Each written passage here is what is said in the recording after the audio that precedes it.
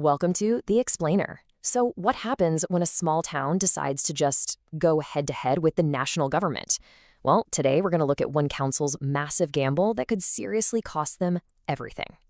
So this is Castle Point, down in Essex. And you can see, right, you've got these beautiful open green spaces that people there say are, well, they're essential to the whole community's identity. But on the flip side, there's this relentless demand from the government for thousands and thousands of new homes. It's a classic standoff, really, and it is just about to boil over. And it forces this huge question, a question that, honestly, towns and cities all over the country are wrestling with. Do you build the homes you're told you have to build, or do you fight to protect the very character of the place you already have? Okay, so to really get why this whole situation is so explosive, we need to talk about a key document. It's something that's supposed to stop these kinds of fights from ever happening in the first place. It's called the local plan. Yeah, you can basically think of a local plan as the rule book for any kind of development. It's supposed to be how a community, through its local council, gets to control its own future, deciding what gets built and exactly where it goes.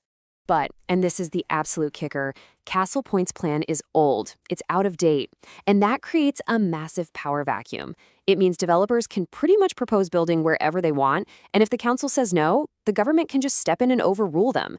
Without an up-to-date plan, that local control, it just evaporates. Right, and this is where things really catch fire. It all boils down to one single, really important number that's been handed down from the central government. So, using this kind of one-size-fits-all national formula, the government has basically just given Castle Point its target. And that target is find space for almost 12,000 new homes. Just like that. Now, for a pretty small borough, that number, it's huge. It presents a really stark choice. Do you protect these green spaces that everyone says they love? Or do you sign off on massive, sprawling new housing estates? There is really not a lot of middle ground here. And look, this is the number that just crystallizes the whole problem. The council did their own analysis, and they found that meeting the government's target would mean paving over an area of greenbelt land that's the same size as 314 football pitches. Just think about that for a second. From where the council is standing, it's not realistic, it's not sustainable. So, faced with what they saw as a totally impossible choice, the council decided to do something very bold and incredibly risky. They decided to just propose their own number. And yeah, this chart just shows the standoff perfectly, doesn't it? The council is putting forward a plan for just over 6,000 homes. That is barely half of what the government is demanding. I mean, this isn't just a simple disagreement anymore. This is a direct challenge to the entire national system. And their reasoning for this, which is pulled straight from their own plan, is pretty blunt. They're arguing that hitting the government's number would, and I'm quoting here, significantly and irreversibly destroy the very things that make the borough what it is. So their alternative plan is pretty clear. They're saying, let's build on land that's already been developed first, an urban-first approach.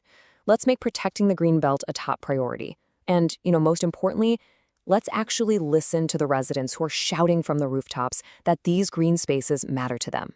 Now, as you can probably guess, this act of defiance did not go unnoticed in Westminster. Oh no. In fact, it prompted a very direct and very serious warning from the Minister for Housing and Planning. And there it is, right there in black and white. This is the absolute heart of the gamble. The government has issued a crystal clear ultimatum. Make swift progress on our terms, or we will step in and write the plan for you.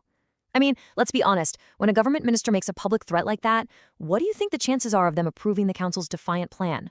Pretty slim, right? So what's actually at risk here?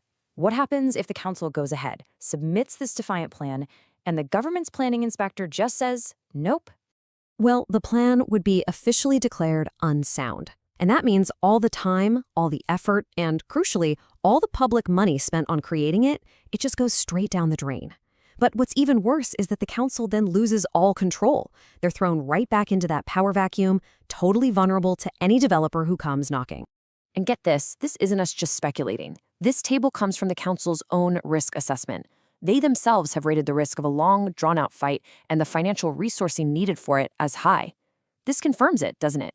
This is a massive, conscious gamble, and they're absolutely playing with taxpayer money.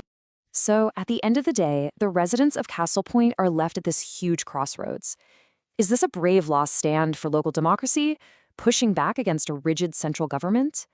Or is it a reckless, incredibly expensive failure in the making that's going to leave them with even less control than when they started? The outcome here, it's not just about the future of a few green fields in Essex. It could set a major precedent for any community, anywhere, that wants to stand up and just say no.